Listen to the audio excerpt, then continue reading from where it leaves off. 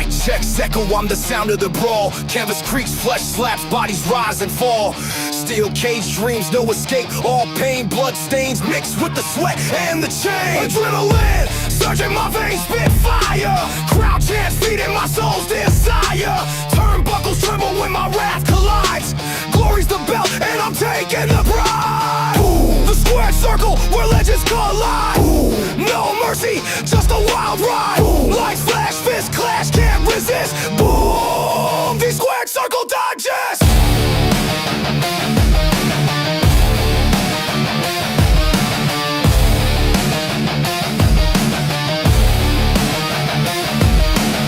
Pyros ignite, shadows dance in the glow.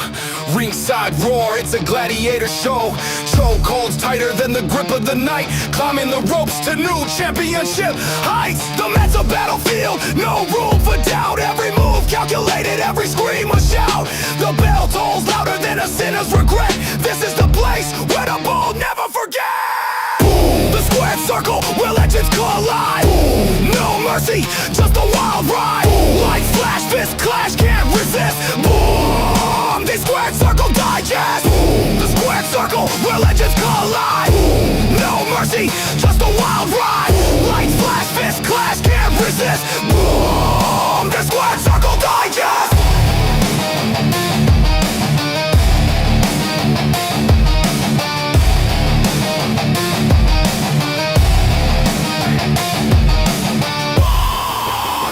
Circle Digest!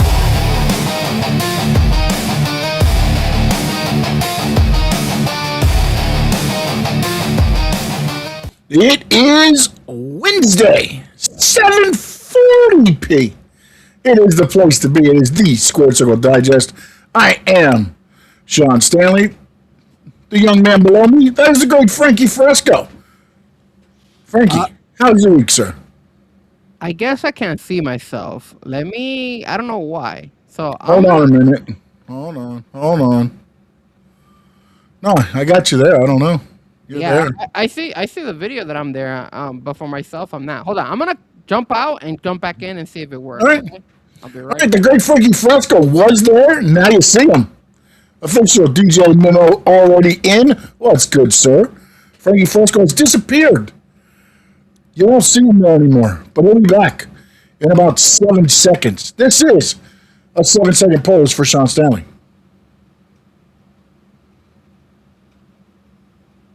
Hello? All right. Yeah, I was doing a 7-second pose until you got back. All right. Can you see yourself now? I cannot, but it's okay. It is what it is. I can Oh, you're on the video, though, right? It's coming out on the video? Yeah, well, no. No, can you see Frankie? Let's just ask that. No, now people can see me. Oh, there you go. I came back. I think people can see me. Man, I don't know. I just got the text that you said, do we have topics? I don't know how long ago you sent it, but That's so weird. No, but I see myself on the, because I could see it on the, oh, I can't even show you guys. I see it on, well, at least I could see it on my phone. Memo says he can see you. You are not John Cena. All right, so there we go.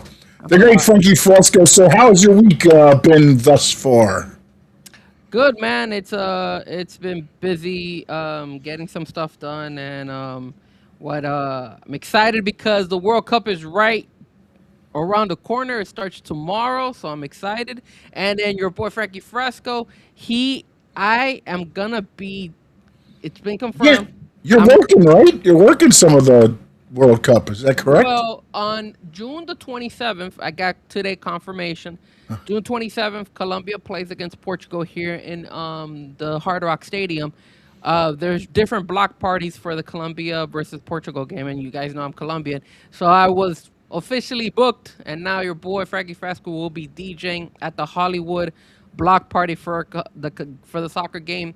It's gonna be me and a couple of my friends out there, so I will be going ahead and posting some stuff out, and you guys could catch me. So if you guys are Colombian fans or just want to hang and have a good time, I will be DJing at the block party in Hollywood. Since I can't get any tickets because they're too expensive, and FIFA's raping us when it comes to the prices, but still, your boy will be out there DJing, showing love to all the Colombians out there. So shout out to all my Colombians out there. Frankie, can you hear me now? Yes, I can hear you. Yes. All right. No, they said my mic sounds a bit distorted. So I cut it off and I cut it back on. But now I think I might be going to my video camera. Do I sound okay like on my mic? I can hear you perfectly fine. Hello? Yeah, no. I'm sorry. I'm trying to look through my settings because right now I don't know if it just popped up or it sounds better. Okay, all right. I don't know. We'll go with this for right now. This will not be a super long show. We got World Cup to get ready for Frankie. Yes. And so let's. I don't know if everybody's cheering for. I'm going to have a side rooting interest in Colombia, just for you, Frankie Fresco. Well, I appreciate it, Sean. I mean, look, at the end of the day, I'm a big Team isn't fan. going to be far, so Are we doing a pre-soccer World Cup preview? We could do one after this show. We'll go give a breakdown of all the groups, see who you think is gonna make it to the next round, and I could give my opinion, and then we could just give the fans what they want to hear. Your soccer analysis of what will happen in the World Cup. I think a lot of people want to know. the only way I will do this is if Senor Tu Papa is on the broadcast. Hey, he's not gonna be at the broadcast. No way, bro. First of all, my dad doesn't even know how to get on a camera. Like that's like Make up for all the bad stuff I would even try to say. my dad is kind of like Big O, where they're hard headed as hell and they won't listen and they won't go and they think they're always right. So that conversation with my dad, no way. I'm not. He's fine watching the games at home, and I'll be watching some of them with him. So, but yeah, it's fun. We're gonna have a good time. Yeah, a lot.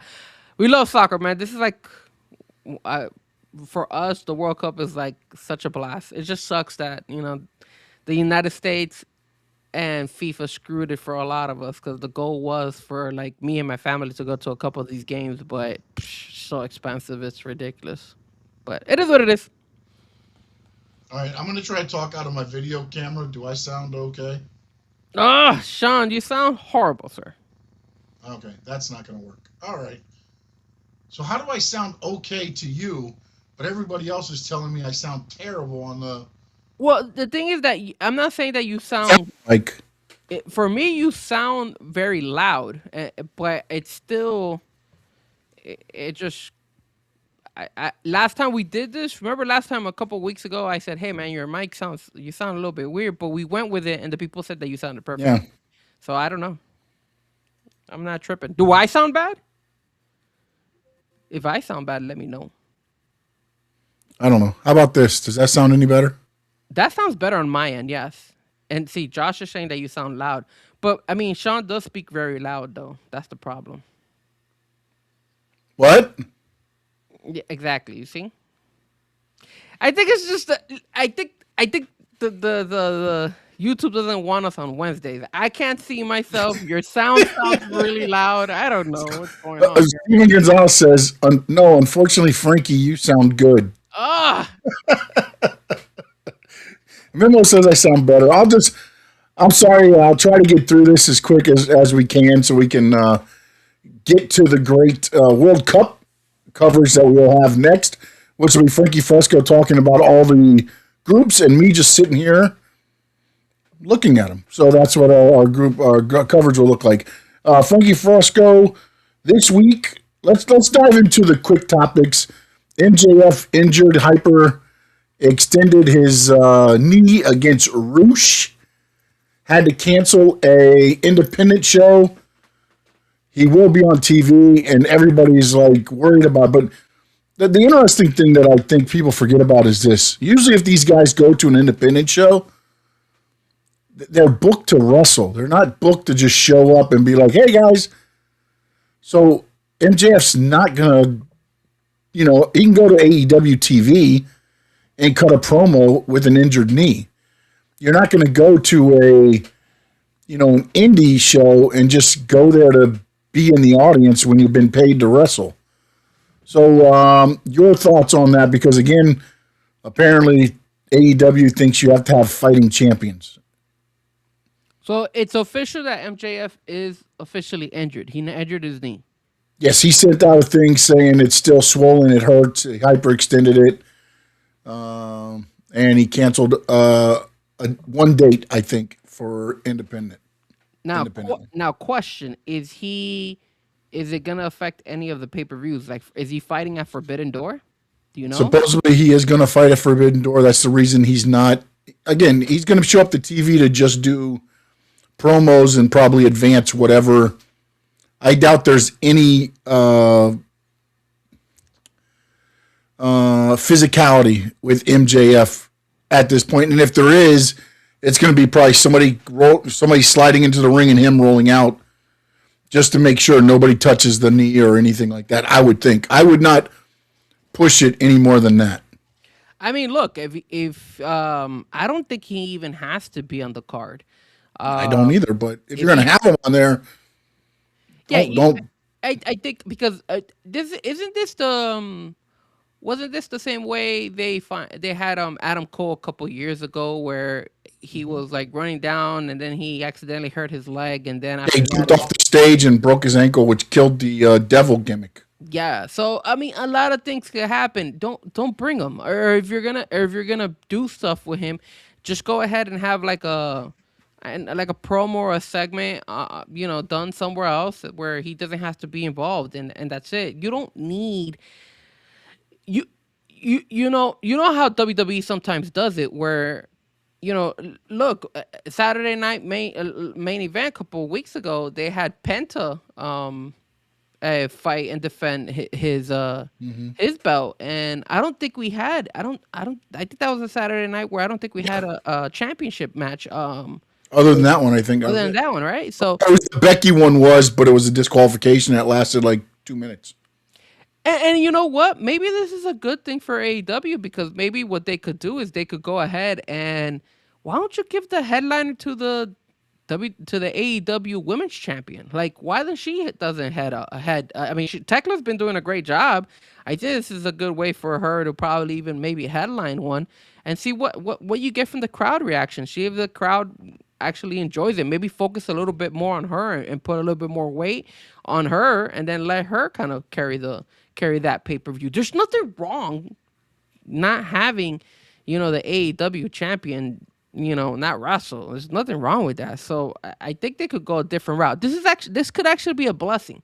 Just let somebody else hold it down. Maybe you could end the championship with the tag team. Maybe something like that. Especially since Cope and Christian are the champs. You could probably end the show with that. So it's like don't push it because at the end of the day, I think the ultimate goal for AEW is for MJF versus Will Ospreay and all in. So Yeah. Yeah, I think they got Forbidden Door to get through, and then All In is right around the corner. So, yeah, and again, if you this affect is one of those things, too, to where technically, to be honest, man, don't have MJF be a part of Forbidden Door. I don't know what the creative was for him, but why push it? If that's the match that you want at All In, that's two of your biggest guys going against each other in Osprey's home country. Like you can't just slide somebody in there to fill that spot. It's not. It's like one of those things that you built up for this crescendo that has to happen. And I want to thank real quick Tyler Helton in, me Papa, Josh is in, Adrian's in, Memo's in as well. So I want to thank everybody that's already. Stephen Gonzalez already in as well. So thank everybody that's in on the chat. Apologize. And I appreciate all of you guys saying that Frankie, you sound good. Even though you guys say, unfortunately, Frankie does sound good. I appreciate I sound good and Sean doesn't. Thank you guys. Yes, yeah. Nice Miami Shark shirt there. I like that. Yeah, we retired. The team is retired. We don't have I think we're going to the same, I don't know. It happens in those leagues, man, unfortunately, man. It takes a lot of people don't understand how much time, money, and leadership that has to be there to get those teams, off the ground and running. Tyler says, I heard that rumors AEW add another new pay-per-view. I was hearing that they wanted to add another pay-per-view, but I'm looking online. What the hell's going on with my laptop? And I'm looking online right now, and I see. So these are the ones that are coming up on my thing. Obviously, Double or Nothing was done, right? Yes. Then they had. It says here, Summer Blockbuster, June the That's 10th. tonight. That's tonight. That's tonight. Then you had Forbidden Door, which is June the 28th. Then you have something called Beach Break, I guess. That's in Yeah, that's Clearwater. another. Yeah, it's July gonna be 8th. another collision or dynamite. Redemption. That's on July the 26th. I think that's the new one. I believe that is the new pay per view Redemption, And then yeah, because then the after that you have AEW Grand Slam Mexico, which is August the 5th. And that's which would actually be a AEW Dynamite probably. yeah, see they have so many like different names because look, it has When's All In? When's All In? Did I miss that? All In is on August the 30th. I'm sorry. Oh, okay. No. That's fine. I'm like, so you got what you've got right now. You've got Forbidden Door, Redemption, and then the two Beach Blast and Grand Slam Mexico before All In. If Yes. I heard you correct. Yes, good catch. Yes. Yeah. So I mean, again, do you have to have MJF be a part of those other than just being there to cut a promo? Like again, I don't think you have to have your title defended every show. You don't, Your, man. your heavyweight title, especially when you have so many belts. Especially when you have so much talent. Yeah. Like you don't need it. You don't need the AEW belt to be defended on Dynamite either. Let's just keep it real. I think this is a good way to, have the champion relax. And this is another thing, Sean. They need this. They need to slow down sometimes when it comes to like remember Darby defending the belt every single consistent time. Like that was a lot of work for Darby. Like that. But I feel like they did that so that when he got to verse MJF, they could use that as a reason to get the belt off of him so soon instead of him never defending it and then having to lose it the next. Because I believe it was just from one pay-per-view to the next. He dropped it from that quickly, but it felt like he defended the belt so much because he was on every collision and every dynamite. So then that caught up to him so that MJF could beat him. In a way, I feel like that's kind of like the storyline they wrote for that to happen because it was happening from one pay-per-view to the next. So they penciled in all the defenses to make it look like Darby was taking all that punishment that built up that ultimately cost him against MJF.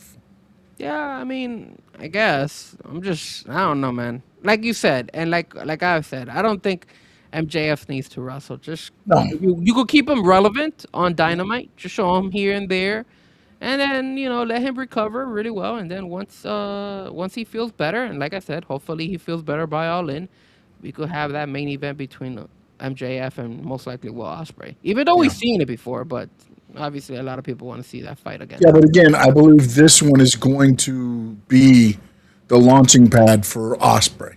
Like Oh, I hope so. AEW will become Ospreay's. Like to me, I feel like that's where this is. I mean, that would be a perfect launching point for it. I mean, it's his hometown. It's. I mean, I don't know, man. I feel like you couldn't write it any better. Here's the only problem, Sean. If it is his launching point, I think AEW has done kind of a disservice to Will Ospreay getting to that. You understand me? Like, you know how people built. Like, look at Cody. Cody was a great storyline all the way up to once he got the belt. I don't think they've done the same thing with Will Ospreay, considering that Will Ospreay, in my opinion, and MJF are probably the best two wrestlers and best characters that they have in AEW. I think it just feels for me like they just went ahead and said, hey, we're going to stick Will Ospreay in a tournament. He wins it, then he'll get a title shot, win the title, and then now it's the Will Ospreay era of him holding the belt. But never like building him up all the way to actually, I don't think they've done a good job. And don't get me wrong, it's also been that he's been injured as well. So that kind of hurt him as well. But I just feel like AEW kind of slacked off on that. But hey, Yeah, but I think also with the Death Riders thing though, it's kept him out of the title picture, and then you can inject them into the title. So again, you just said that was what July 3rd or August 31st When was All In again? I'm sorry if I don't know if you August showed the 30th. page. August 30th. August 30th. So we almost have 3 months Yes.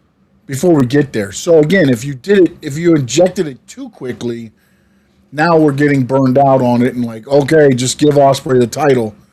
Hopefully, again, let's see how it goes. I like what they're doing, where they've kind of rebuilt him and his attitude. I'll see where it goes from there because again, we'll get into this in another topic here in a little bit. But at least they feel like they're trying to do something different than just okay, well, here you go. You're going to come back. You're going to win the Owen Hart title, and then you're going on to verse, you know, and maybe ultimately it happens, but we'll see. We'll see. The other thing that's been going on, not in AEW, it kind of got AEW talk about it. CM Punk has been MIA from not the 305 MIA, but MIA from WWE TV. Miami? Yeah, he's in Miami, man. He's in Miami. Since he lost at WrestleMania, he came out I think the night after, and everybody felt it was kind of a goodbye. And then he's been gone, and everybody's like, "Oh, it's because of how they treated AJ Lee." Fightful Select came out and debunked some of the rumors, but now they've added something to some of them. Whereas AJ Lee apparently was only booked to get to WrestleMania. A lot of people were trying to say that was going to be an issue with CM Punk, and to be honest, I was one of those that kind of thought like, hey, it makes sense if they didn't, because I thought that AJ Lee was not a great run. If that was what the whole creative was, and they talked her to coming back in for that, I got to feel there was something there, something off there. But supposedly there's new creative and new merchandise coming out for CM Punk. Frankie Fresco. I know you're Mr. CM Punk guy too, along with Mr. AEW. There was also rumors that if he left WWE, would he show back up in AEW? And they use the old adage, never say never. Some bridges can be rebuilt. And Tyler, yes, there's a lot of lazy booking. Stick around. We'll get into that here in a couple minutes, I promise you. Frankie Fresco, your thoughts on just CM Punk? All right. Well, first and foremost, no homo, but CM Punk looks freaking amazing right now. He is jacked up. I saw a couple of photos of him. He's looking really, really buff out there. I don't know if he's using steroids, but I know that when I sent the photo to the group chat, I think Adrian, who's on the chat board, was actually going and probably having crazy ass moments in the bathroom with those photos. That's all I gotta say. Now, when we go and we talk about CM Punk not being in the WWE world, and what is going on with WWE and CM Punk, it's concerning because at the end of the day, you know, he was built so high, and we've spoken about this during the fight leading up to WrestleMania with Roman Reigns, and then he completely just gets kicked off completely. And you mentioned, hey, he just wants a break, but I mean, I feel like, yeah, you could give the guy a break, give him maybe a couple weeks, but then after that, what's going on? Like, you know, like you want him back. He is a part of the storyline. He is somebody who's gonna be able to carry on the Raw brand, and make it relevant. And man, I don't know. It just seems disappointing that WWE once again is dropping the ball. I don't know if there's any risk of CM Punk ever leaving. I mean, I did hear rumors. There were rumors out there saying that, you know, that they were asking him to take a pay cut. I don't know how true that was. I wouldn't be surprised if they did. And if WWE did really ask him to take a pay cut, which would be interesting because I don't think he has the same leverage as Brock Lesnar or Roman Reigns, especially how, you know, the last couple of weeks we've seen CM Punk completely gone and the shows are still going. At the end of the day, I think WWE is just completely lost. And yes, the AJ Lee booking was really bad if that's what they were planning to do. Um, if CM Punk was to leave WWE and actually come back to AEW, I think that would be freaking amazing. But I think hell has to freeze over before that ever happens. I'm just Yeah, I keeping it never real. see. I Yeah, I would can never never. see that actually even. I think he would just sit home and be like, I mean, I think he'll go if to that, I TNA. don't. I think he'll go to TNA. Yeah, I mean, again, I don't know what that whole situation is there. Like, that's just. I can't ever see him going. How he could? There's no way he could actually go back to AEW and then the likes of Kenny Omega, the Young Bucks, and all those guys. That feud that he had, Hangman Page, those guys, and then all of a sudden just bygones be bygones. No way, dude. No way they're I gonna mean, do that. it could be money though if they do it right. No, dude. There's no way, man. I would be hell of a shocked if that was to ever happen where CM Punk comes back and then you those guys will allow it. Especially after so many interviews that we've seen from Tony Khan and a lot of the wrestlers saying, "Hey, look, the guys that we have in AEW right now are Yeah. all in sync. We're all good. We all are looking for the product to get better. We all want to give all of our ability. That way, the AEW can grow. And then you bring back CM Punk and all that drama that came, and ah, I would be shell shocked that guy ever made it back to AEW. Yeah, I think he could go to TNA, and I know TNA. I guess TNA is doing their own thing, or maybe they could go somewhere. He could go somewhere else, or maybe he'll just stop. He'll just stop wrestling. Maybe he'll just realize and say, "Hey, look, my time in wrestling has come to an end." I mean, I he's mean, up there age too. if he's smart, what he does is he stop if again if he wanted to. I think he'll be back on TV soon. I agree with what Adrian said. This is just time to get him away, refocus, get off the hole. He just got beat by Roman, and out of sight, out of mind. He pops back up his music hits. Everybody just happy to see him and things like that. But if he was to leave WWE, my whole thing is the only thing he could do is go do the Comic Cons and those WrestleCades, those things, and then charge top dollar because people will pay to see CM Punk. They do, they really do. But again, Sean, I mean, and we're gonna talk about this in a few, but We can jump into it right now because I think that was pretty much said what we need to say about CM Punk. So go ahead with your thought and let's get into it. look, all right. So you were gonna mention something about how. Well, go ahead. What are the comments that our boy Bully Ray said about wrestling? All right, so on his show, which of course is busted open on Sirius XM, he said, while discussing June 5th SmackDown segment with Cody Rhodes and Gunther, Ray was asked by co-host Dave LaGreca whether it was unusual for the heel to request a stipulation. Ray said he liked it and went on to explain that he is currently bored with much of pro wrestling. He said, Dave, this is now getting into what Bully Ray said on the show. Dave, I'm very bored with pro wrestling for the most part. Nothing really gets me going.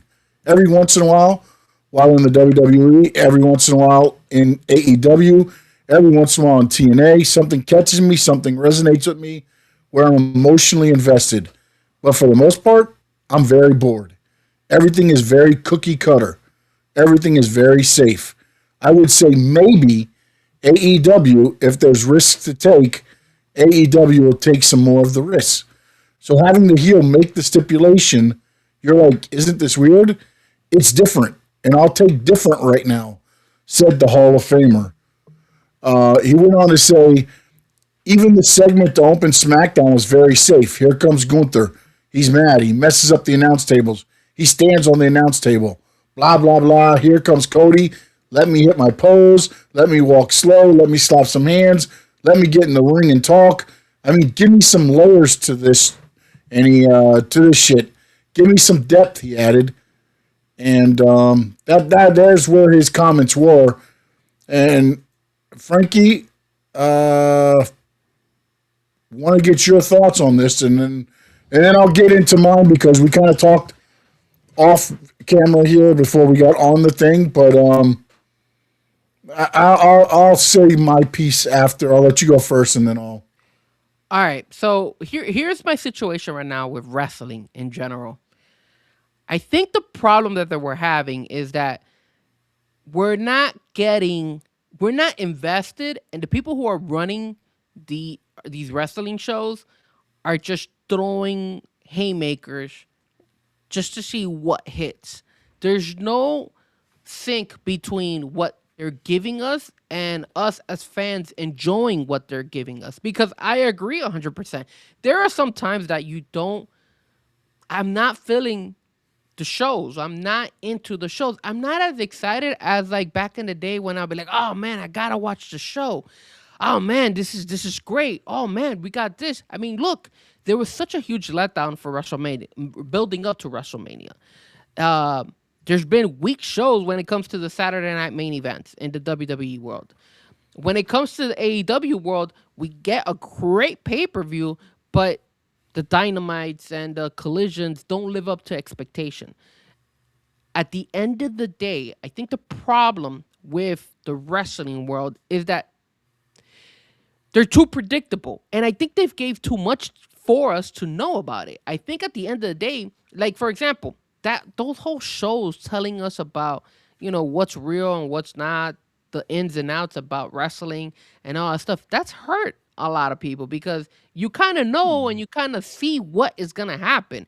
And when you don't see any change and you see the repetitiveness over and over again, you start to wonder and say, is this actually even worth watching? I mean, look, I watched Monday night. You want to know when I watched Monday night? I watched Monday night last night. And it was like, I was like, all right, let me tune in. And when I watched in and I saw it, I was like, it was okay. It was not bad. I like the Obafemi Dominic Mysterio segment, but besides that, it was lackluster.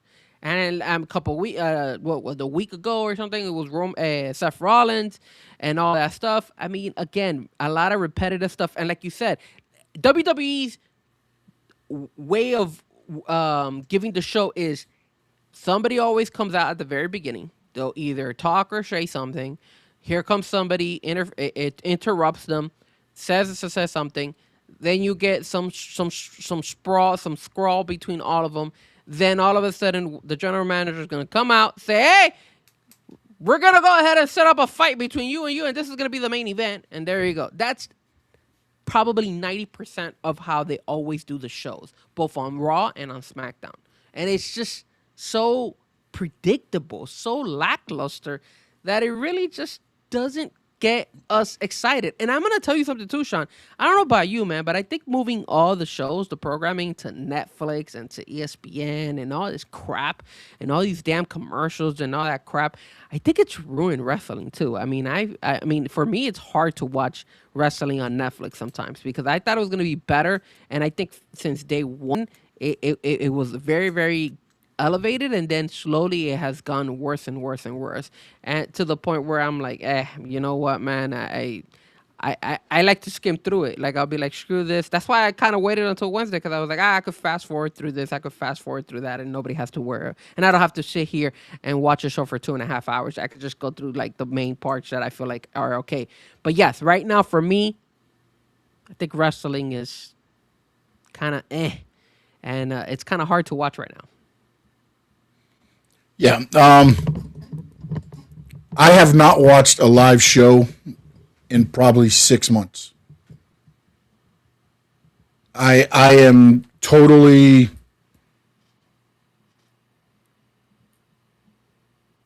lost in the repetitive storytelling and lazy storytelling throughout. You'll have one good one here, one good one there, but it is lazy. It is very, very lazy. I mean, and you're trying to push so hard for certain guys to get over, that get good pops when they come out and get good pops when you say something, but everything in between, people can care less. And then you have guys there, and you could write good stuff for them, and stuff that has written itself in AEW and WWE, and you don't use it. That is a lot of the stories back in the day was real life animosity that was amped up. I get, and I agree and disagree with you on the whole thing about the Unreal, because again, it's not like they're pulling the curtain back just enough for people to see, the ins and outs. But again, if you think that people are getting to understand too much, but then you know what? Actually, let me put it this way. If that is ruining pro wrestling, you have the wrong people in creative. Yes. Because you have to be better than your other stuff, because you just showed them. It's like a magician showing you a trick. Hey, I want to make the pin disappear. Okay, here's what I did. I dropped it and it disappeared, and I put your hand over here. Now, guess what's going to happen in 2 months? We're going to do it again. And that's what's going on right now. It's like, okay, here we go. Yeah, again, it's just, there's so much like going on right now. So instead, with everybody going, okay, the story comes out that WWE has 2 people named that they want to verse Roman Reigns, Oba Femi and Seth Rollins, right? So you go into King of the Ring, you look at Seth on this side, you look at Oba on this side, and you go, okay, Brock will probably interfere there. The Vision will interfere there, or Seth will cost Braun, because Braun's right going through. And then you go, well, maybe not Seth, because if Seth and Oba, they probably wouldn't push Oba so quickly. And then they go, aha, not so fast. This is what we're going to do. Javon Evans is advancing. And he'll take on the winner of this 4-way of SmackDown, because we're smarter than everybody else. Dude, I'm not invested in this King of the Ring. I'm not. You could have worked it to where you got Seth and Braun in the finals by costing Oba Femi in a 4-way match. And now you've got Oba going into the semifinals. If Oba makes it to the finals, then you're going to bring out Brock Lesnar to cost Oba Femi? Or are you going to put Oba Femi in a match and have him win it, and then he goes, to face Roman Reigns? You think the storytelling's bad now? Wait till the title gets put on Oba Femi. Sean, did you see that Oba Femi was talking? Dom comes out. JD hits him with a chair and does absolutely nothing. You're building this guy like unstoppable. Well, no, I mean, I can understand that, because JD's not that big, bro. Like again, you give him a chair shot, and you all of a sudden, again, you're building this guy to the point where you're like, yo, this guy is unstoppable. What chances does Dom have to actually beat him? Even if he cheats his way, he can't. Like, dude, it's bad. You had a chance to eliminate Oba in the 4-way. Now he has to get pinned somewhere if he loses the tournament. How can he lose? To who? I don't think he can. But then he's going to be taking on Roman. And then Roman beats him, or he beats Roman? I don't know. It's just, it feels like because all they're trying to do is write to the pay-per-view to sell seats and get paid and have a big audience. They're not looking any further down the street. What is our biggest chance of getting SummerSlam eyes on the product or whatever?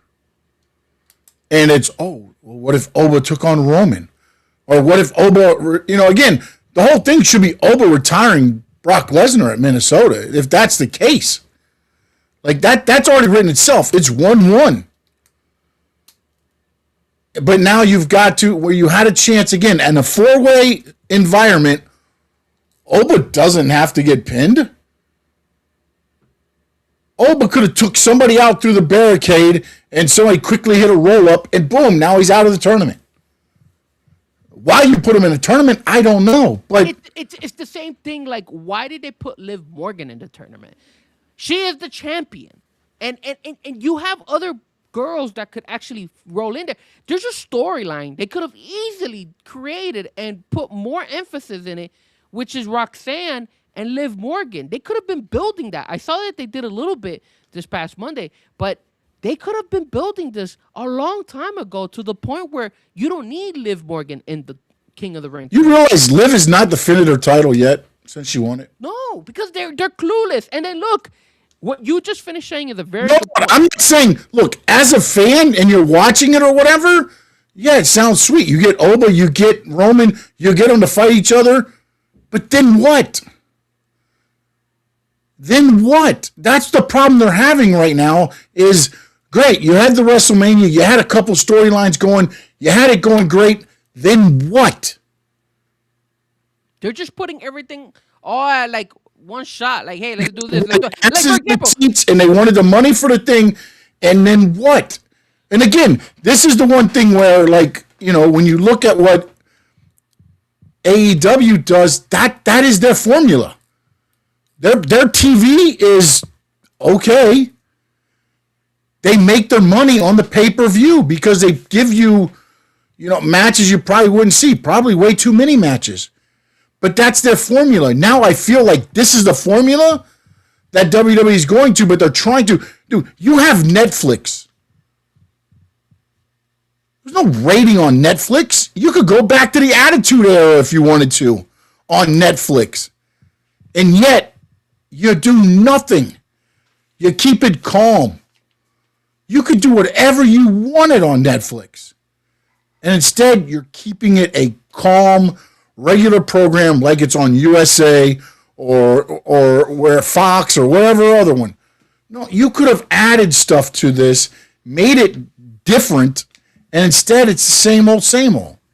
here's the other thing, Sean, that I was upset because you're right. What business does Javon have to win that Fatal 4-Way? Why? Why him? He's coming out of the blue. He wasn't even in any of the last previous pay-per-views, if I'm not mistaken. So why? Why all of a sudden this kid is? And I get it. You're trying to build him. I get it. But this is not the right way. If that was the case, then don't put Seth Rollins in the tournament.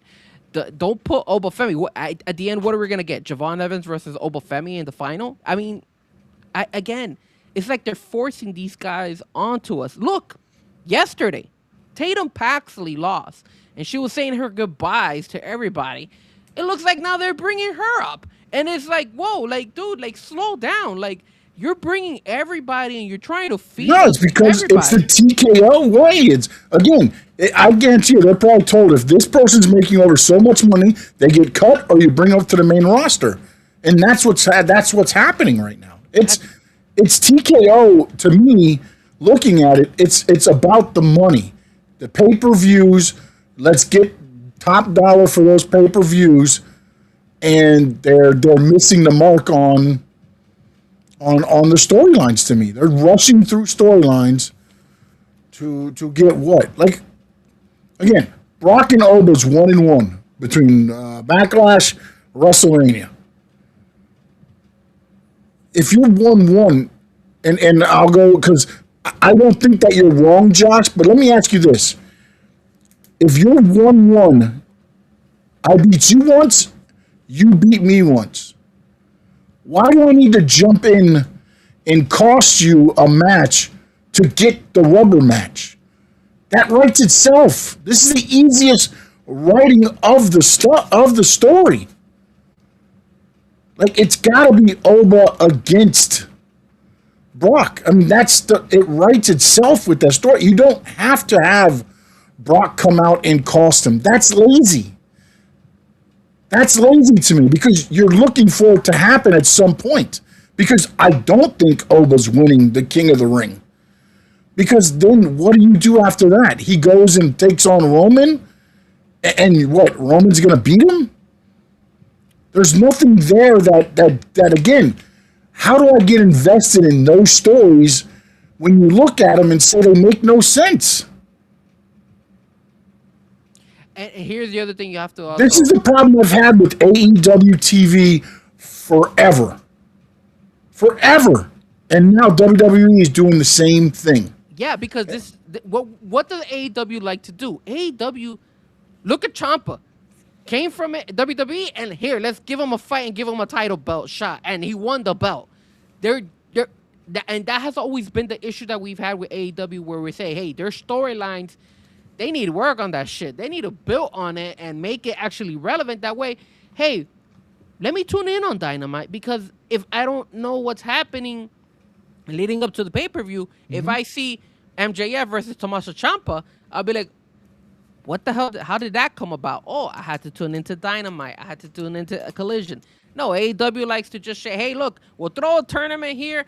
You win it, there you go. You're the new champ. You face the new champion. There is no relevancy when it comes to, hey, how does this person make it all the way? You don't miss anything if you miss a program. You don't miss anything. That's why you could just tune into the pay-per-view and be like, damn, these are great matches, but there's no story leading up to it. They're getting better. They have gotten better, but that was been the issue. And you're right. Now WWE, when you have nothing and you get a little bit better, it's like, again, and again, to me, it's WWE feels that the need that, okay, we're in a little bit of an issue here.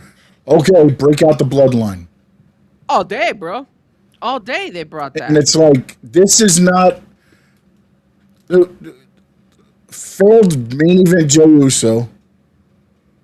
Like it just does not, to me, it doesn't build anything to me for like, okay, so what now? Roman sends Jay over to SmackDown and win the King of the Ring, and then take the title from Cody, so that it's, me and you on top of. Really? I saw Jey Uso have the belt for 2 months and they couldn't get it off him quick enough.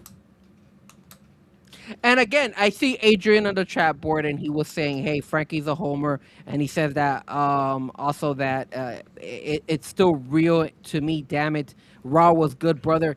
Dude, if you think this is good wrestling and this is good booking, then bro, I mean, I don't know, bro.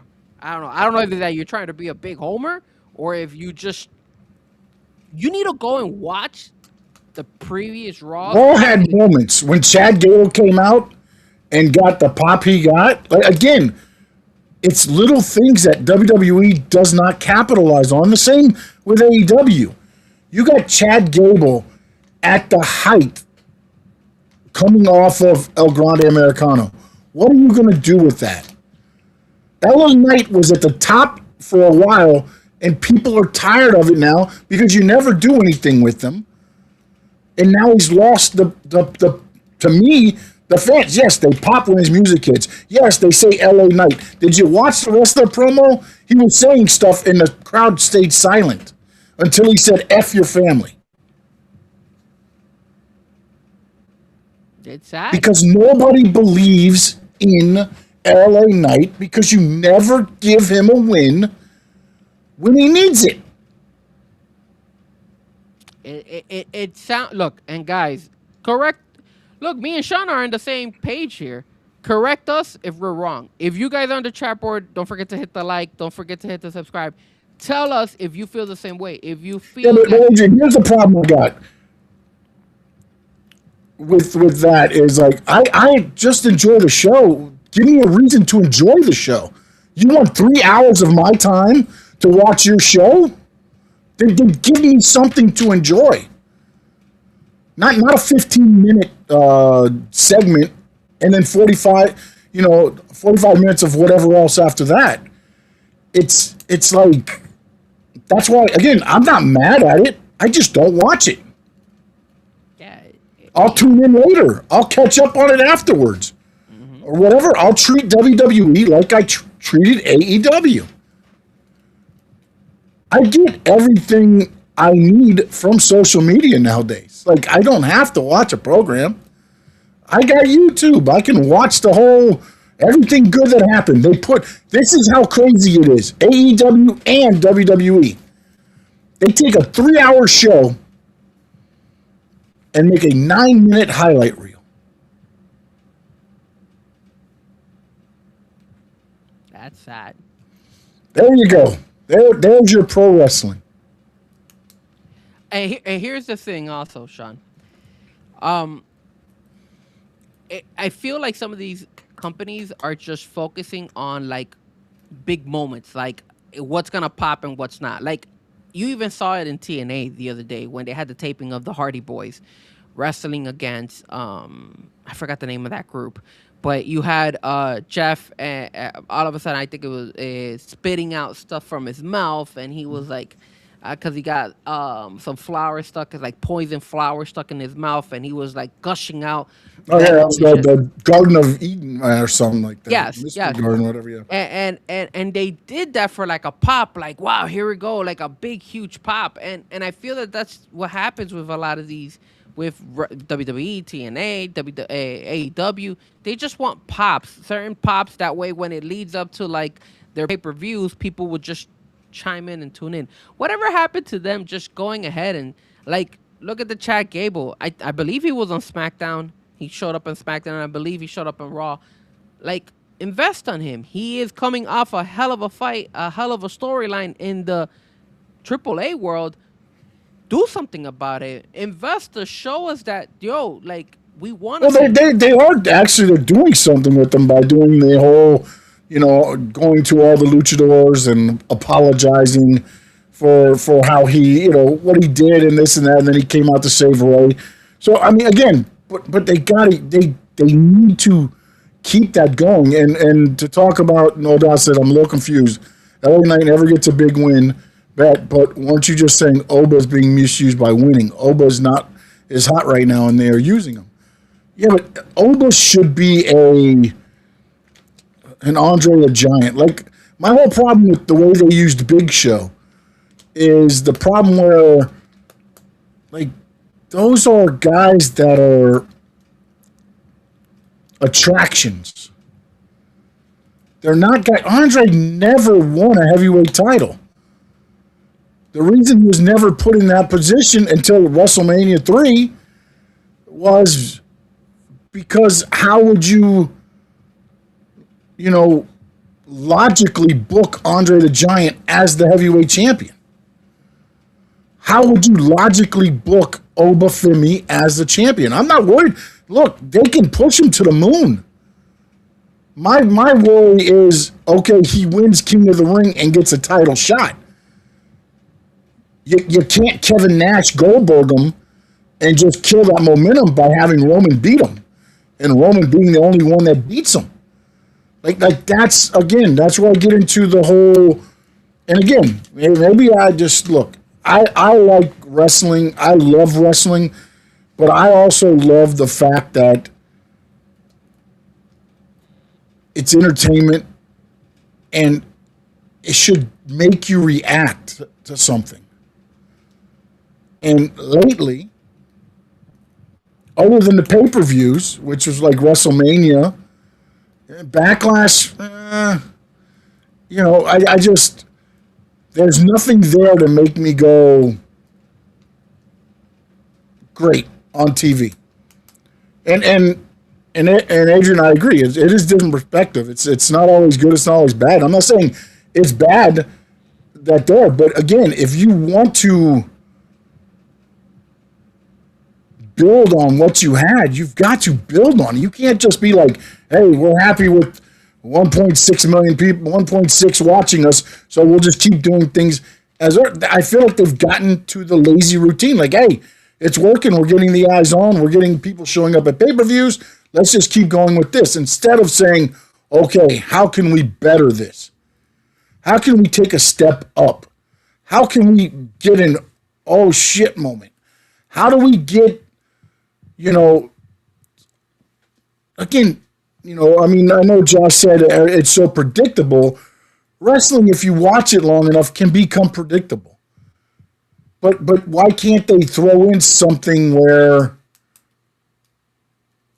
like, I mean, it's.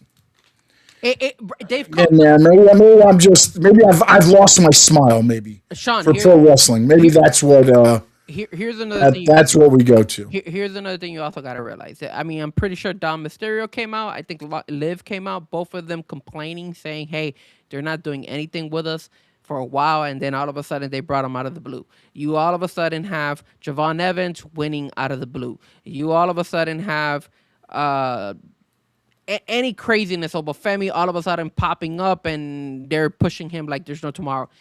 It's not the fact that you've lost it. It's the fact that what they're giving us right now on both brands. I'm not gonna go ahead and just pick on WWE because it sounds like I'm picking on WWE, but on both brands. Because look at AEW with MJF and how they feel they have to push him continuously. He has to wrestle every freaking Wednesday. No, chill, relax. Again, it's all about building. It's a soap opera. It's a soap opera for us guys with some wrestling mixed in the middle, and that's what you guys have lost. Like now, all of a sudden, when it comes to this, there is no story. That's why so many people thought the AAA original Grand Americano and the Grand Americano was such a great fight and a great moment because you were invested. Look how long that story worked, and it built both of them very, very highly. Yeah. They both did a great job. Match, they reused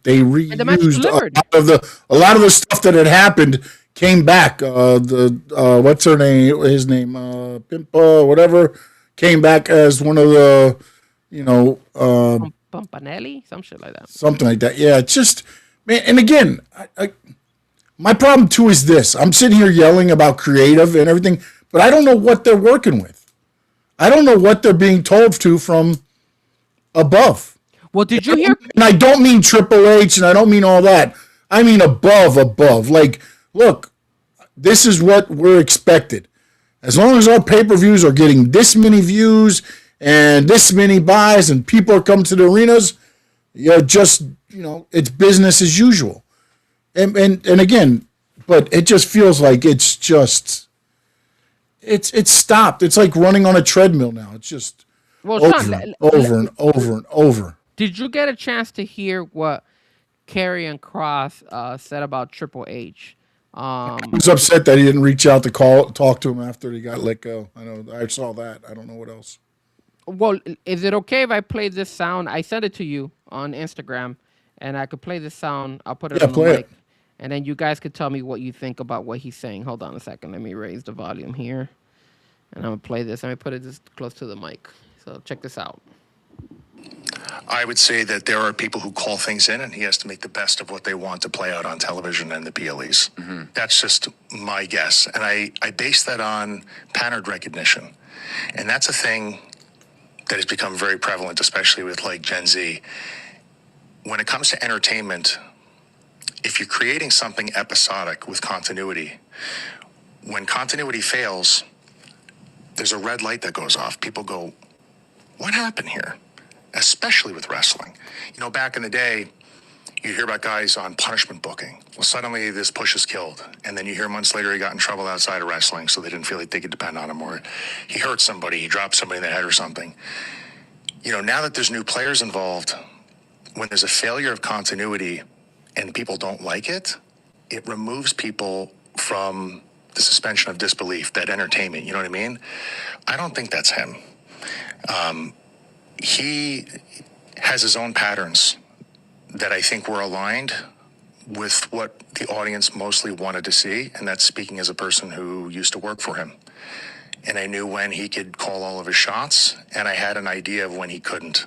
And to me, this looks like a situation where he can't call all of his shots, and I don't mean that disrespectfully at all. Look at that. So you see, even him, he's even saying that Triple H is not even calling the shots. That this is a very good chance that I'm getting the vibes here, bro, that this guy is just a puppet now. And they're calling all the shots, and he's just saying yes, just to keep his job. Yeah, I mean, that's what a job that pays him handsomely, the stock options that are there and everything else. I mean, again, it's he's trying to make the best with what he has. But again, to me, it's the TKO is just like, hey, this is Oba's big. Let's push him and make money off of him. Let's do this. But the problem gets to is when you're in the creative side, again, once you get Oba to a certain point, what next?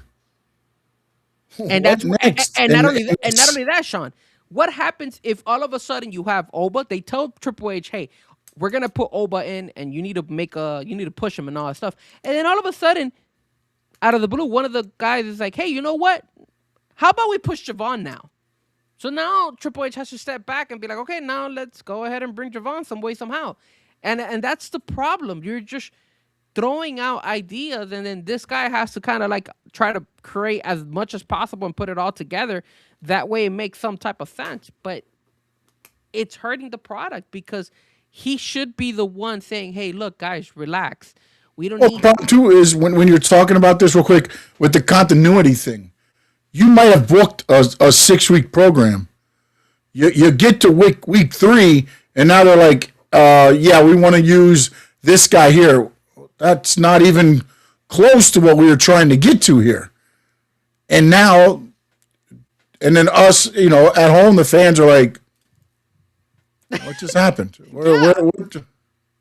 So, It's just but crazy. again, here's my problem, and I'm just going off what Adrian just wrote in there. I get that he called, but like, okay, so you called Brock a bitch. Like he beat you once. You beat him once. Like, I don't understand why we got to call him each other. You're calling him a bitch. He just F5'd you 7 times, put you through a table. He treated you like his bitch. And now you're going to talk big. Like, it's just, to me, he beat me once, I beat him once. Let's get a third match and see who the better man is. That's a better story than having to go, oh, you're a bitch, so what now? So now he shows up on the next Raw and costs Oba the match, so now we set up for us. Like, that's just lazy, man. It would be more difficult to write it to be like, put in a thing. Oba surprised Brock, went through this whole transition, go through the whole thing as Oba coming up and what he did to Brock at WrestleMania, right? And then you go to Minnesota or whatever, with him retiring. And then if they were smart, everybody thought Brock laid down his gloves in the thing. What if Brock, the day after he beat Oba at Backlash, released a social media post and been like, you thought I put my gloves down. I went back to home and I worked my ass off so that when I got back in the ring with you at Backlash, I'd be a different Brock. That tells a different story. But they're too busy about, oh no, we got to get Brock to jump him from behind and F5 him and rip his pants and to set up for that area of it. Like, to me, I would have just had Brock walk out and been like, again, this is the beast incarnate, right? Nobody else is in his league. Oba just did what he did to him at WrestleMania. Big man, you got the best of me at WrestleMania. I'm going to get the best of you at Backlash. Why do you need to jump him? Why do you need to, if you're this rough and tough and badass dude, you got to jump somebody from behind to get the advantage? It's just bad, man. Like, there's other ways to write out stories and to keep it going. And then behind the scenes, you could have Brock, again, detailing his whole time while he's training. Went back to his MMA style, in his barn, doing haystacks, whatever he's doing. But he's preparing for Oba, and then you can have Oba, think, hey, look what I did to him at WrestleMania. Now you get a different Brock at Backlash, and he beat him. Hey, I beat you, you beat me. Let's do the rematch in your hometown in Minnesota. So, like, I get it. You guys stretch SummerSlam, but again, what are you going to do with Oba? Put him in a title match, and then have Brock cost him the title? Yeah. Yeah, it's just at the end of the day, man, I don't know. It just doesn't seem for me like they have any like direction. You got two badasses going to fight each other, and you're treating it like it's the old days with Ric Flair and the Horsemen and jumping each other and everything else. Like, these are two badasses, man. Make it feel badass, not just, oh, Brock's going to cost him this. Like, to me, that makes Brock, like what Oba said, he's a bitch. If you're doing that, you got to do all this to get my attention. You just beat me at Backlash. You have my attention, Brock Lesnar. It just doesn't, like, man. And then I just, like, it's lazy booking for all this stuff. I mean, great. Okay, so Seth cost Braun Breaker. Braun Breaker and them cost Seth. Brock's gonna cost Oba Femi. Oba. Like, so then what are we doing? Are any of these matches gonna end clean? Because the 4-way coming up soon, with the way it's looking at now, he's probably gonna have something with the bloodline with LA and Jay. So, like, again, what match in the whole King of the Ring tournament so far has not been that way? No, Because Tala got involved in the solo match. There's always been somebody involved in every one of the matches so far. yeah.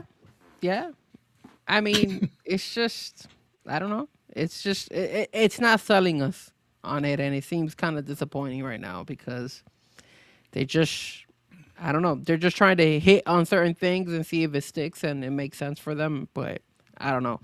And then you also look, man. I'll give you this as well because I did see the Sol Ruka and Liva Valkyria match, and I thought that was okay. It wasn't bad, but again, like, you know, I know that she supposedly is gonna be the fighting champion. She has to defend her belt and all this stuff, but oh man, it's just it's hard for me to be invested on Sol Ruka because I kind of thought it was kind of messed up the way that, like, if you've been watching Becky Lynch, the way she was posting on social media saying, "Oh, I'm not enjoying this," or "I'm frustrated," this and stuff like that, because obviously she had just lost the belt to Sol Ruka, and you see Becky doing this on social media the whole time, and then all of a sudden you put Becky Lynch in that women's Fatal Four for the Queen of the Ring.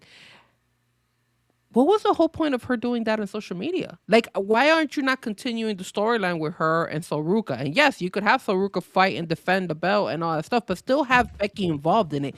They just completely killed that and just said, okay, we're moving on. Like, that's it. It's done. So what was the point of Becky Lynch doing that on social media the whole time? It's just again, like, dumb decisions where I'm like, Well, it just shows you the disconnect between probably the wrestlers and what they think is happening and what they're doing. yeah.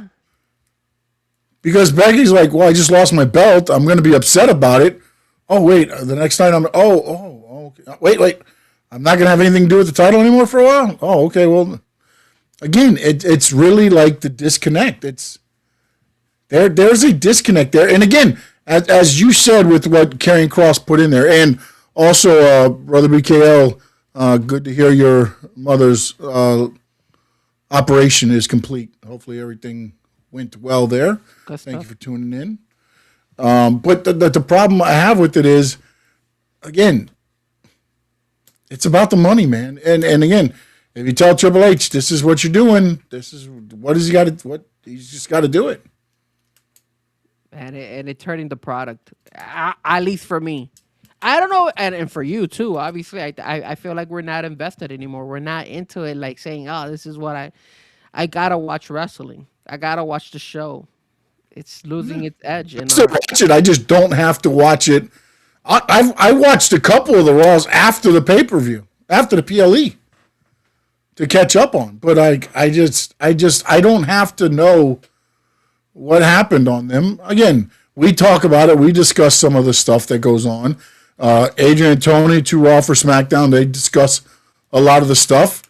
I'd rather get that information than spend 3 hours watching a Raw on SmackDown or Dynamite. Or, again, I'm using, because the examples we were using were WWE, but Dynamite's on right now. I can care less. When I'm done here, I'm going to switch it on to sports and watch that. I'm not going to watch, like there's been times where I would watch wrestling over a big sporting event. I watched that because that's what I was invested in. I am not as invested because I just feel it's gotten lazy, but it's gotten lazy, I feel, because they're just trying to make it stick to where show up for the PLE. Well, you saw on SmackDown what they did is that they had on the women's side, you had obviously Mommy come out and she was talking, and then Charlotte Flair came out, and then all of a sudden, out of the blue, here comes Tiffany Stratton. Like, why? You feel me? Like, she is the USA Women's Champ. Let her stay in her role, and then she's like, oh, I gotta be, I want your championship. Wait, are you trying to pull like an AEW where you're trying to get multiple championships on just one person? Like, come on, man. Like, let her roll. Let her do her thing on the USA side with her belt. There's no reason why they need to include her with a storyline with Rhea Ripley or Charlotte Flair. And then you get Jay Cargill come back out and all that stuff. I'm like, bruh, it's like you just said. Hey, let's just start throwing people in there. Fuck it. Let's just, let's just throw this right. Tatum Paxley, now you're coming back. Now you're coming. It's like on they get the whole women's locker room up to the gorilla positions. Like, if you hear your music, you're going to the ring. Be ready to say something. All right, spin the wheel. The music is Tiffany Stratton. Go. And you know what's crazy is, like, I don't know if you saw this too, but they keep promoting Blake Monroe, which is fine. But then she already showed up a couple times. Like, she showed up once with Chelsea Green and all that stuff. What was the point of that? Like, you're teasing us that she's Blake Monroe coming into that, but you had her at the actual. Yeah, but I don't know. Did she go on the European tour though? I have no idea. I know that might have been the disconnect of that whole thing. Like, I don't know, depending on how she can. I don't know what her travel issue thing is. Because they showed Blake Monroe's like promo again, saying, hey, she's coming, but she actually was already at one of the shows. She had an interaction with Chelsea. So what the hell is the point of you you already brought her? Like, stop sending us promos. Just put her out there. Like, she's already out there with Chelsea Green, and they just keep telling us, hey, Blake is coming soon. So again, it's just like what you said, a big disconnect when it comes to that. Said no doubt. So when there's a PLE every 3 weeks, I kind of get it. If you had a big test in school every 3 weeks, you'd focus on those. Yeah, but you could still also have other storylines that are just relevant to Raw or to SmackDown, so that you need to tune in to understand those. Again, you've got the Chelsea Greens, you've got the JC Janes, I get it, you got the big names to carry your PLEs. But if you want me to tune in to SmackDown and Raw, the Judgment Day at one point was a good storyline. They weren't always on the PLEs and everything else there, but it was a storyline to get you to tune into Raw.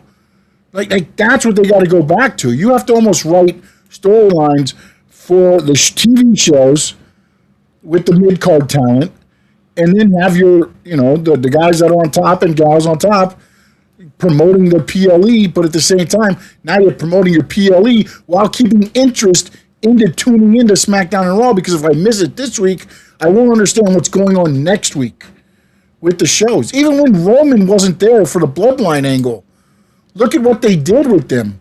They still had them running with Sammy, with KO, with all that stuff, and then you didn't want to miss a show for that reason. Now, yeah, you got a PLE every 3 weeks, but you're so focused on that, you're crapping all over your TV shows. Yeah, the truth, man. It just sucks, and it's disappointing. Oh, Frankie loves the guys on top. Uh-oh. You love the top guys, Frankie? FTR? FTR, you love top guys? Jesus, and you know what, and like I said, you guys might feel like I talk a lot about WWE, but I mean, there's some certain things that sometimes I feel like, hey, they don't work right. Like, look at MJF. To me, AEW has never gotten up to where they needed to. They've had instances and then injuries derail and things like that, but it's like. But okay, so there's certain things that people are. No doubt. I don't know if you heard what Karen Cross said. I don't know that it falls on the writers. They might be writing it, But again, if TKO and the higher ups and the board is like, no, Oda's got to be on every show. No, this guy has to be on every show. This guy has to be on every show. Now you start taking away from time. There's only so much time you can do on a show. So, yes, I would say should fall on the writers. But the problem is that what is TKO stepping in and the board saying, we need this guy on. We need this guy on. Hell, I don't think we've seen Danhausen in a couple weeks, right? No, he was there. I've seen him more on ESPN and at the finals than I did on No, he was there on last. show, right? Was he on- there? He was on SmackDown. Yeah, Okay, all right. I think Didn't know his recorded gimmicks. yeah, they're still doing the whole. Yeah, I know on the house show he was teaming up with Cody. So No, and look, when you and again, not only picking on WWE, you got the AEW side, and on the AEW side, there's a lot of things like look how they just threw in Roosh against MJF, and that's how I Yeah. think MJF got hurt. Yeah. And you still got this guy Briscoe. He's still always challenging MJF, which yeah, I'm again, not sure where all that came from there. Yeah, so- where does that like that was a while back? Why do you keep bringing that? Like it's just. Hey, today I feel like Briscoe has to call out MJF. Yeah. Let's just throw him Well, out. it's to me honestly, Frankie, it's the same thing that I think it was Adrian that said there. They're just trying to get to All In. They're just trying to get to SummerSlam. How do we do that? Oh, let's put Mark Briscoe in a feud because everybody knows Mark Briscoe's not winning the title.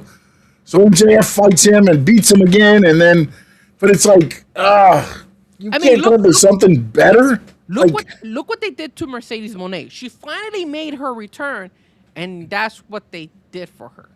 Like she was just surprised. Here she is. Why? Why? She was the wild card. She was the wild card in the Owen Hart thing. Why? Yeah. Like Yeah. that, you don't bring her in that. Hey, she doesn't need to come and all of a sudden just wrestle.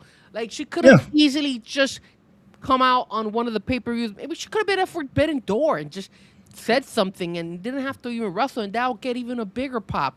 But you just threw her out there and said, "Hey, here you go, Mercedes. Welcome back, and now you're gonna fight and wrestle and have a nice day."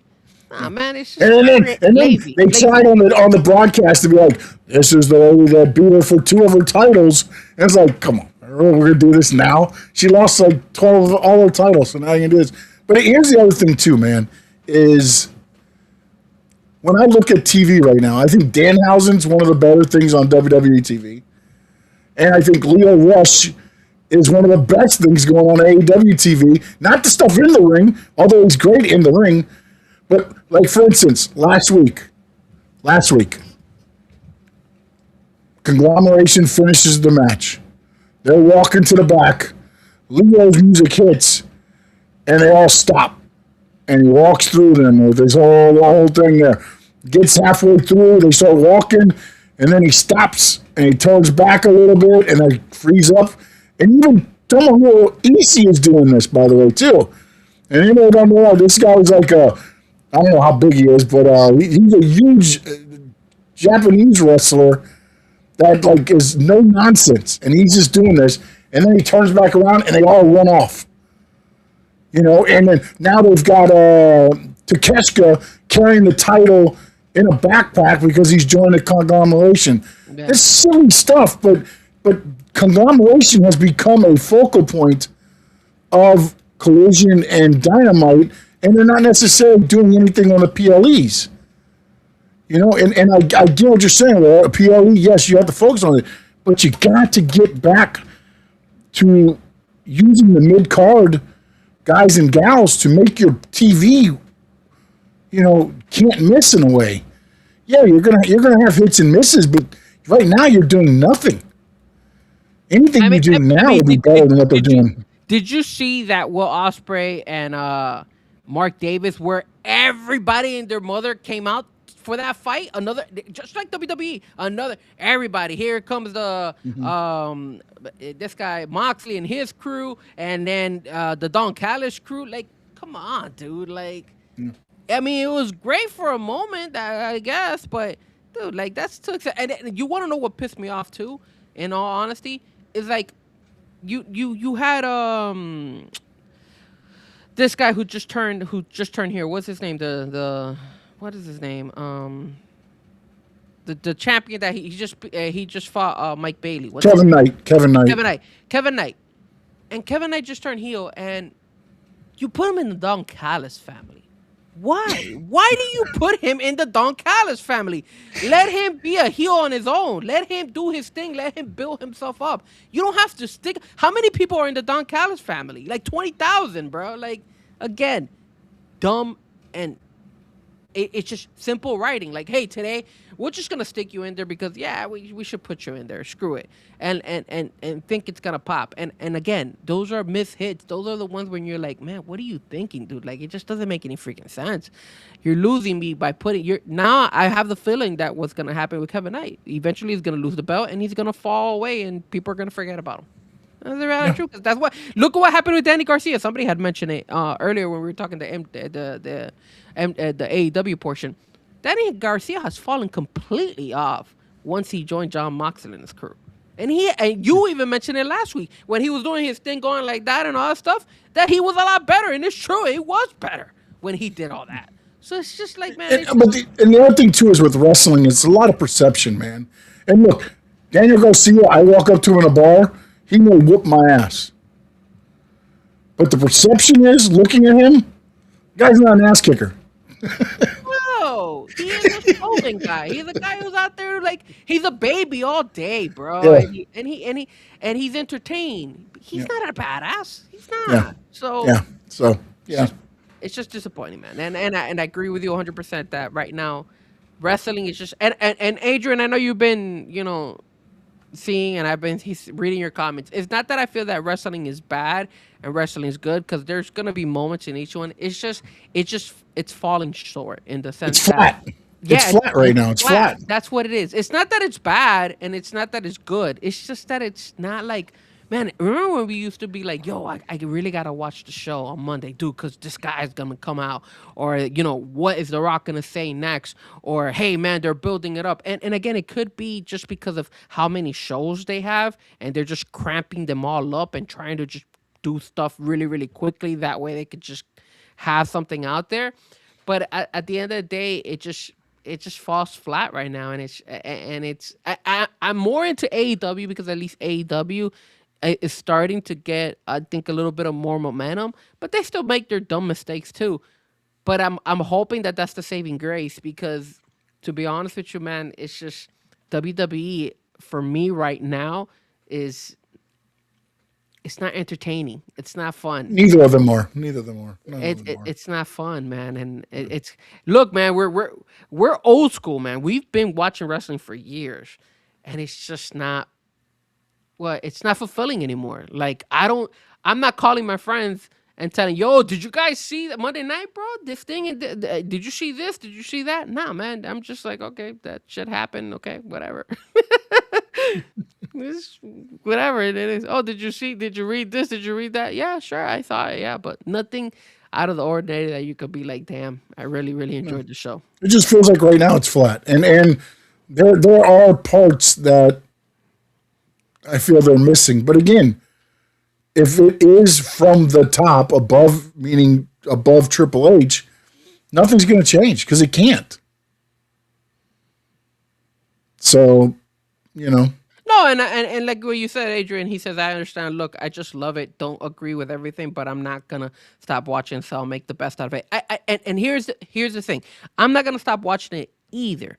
But you saying, hey, I'll just make the best out of it, that's a bad thing, because you want that, you don't want to feel that way. You like it's like kind of like, hey, like a participation grade. Okay, cool. Just because it's happening, I'm gonna try to get the best out of it and enjoy it. No, you got to give us a product that actually is fun and entertaining.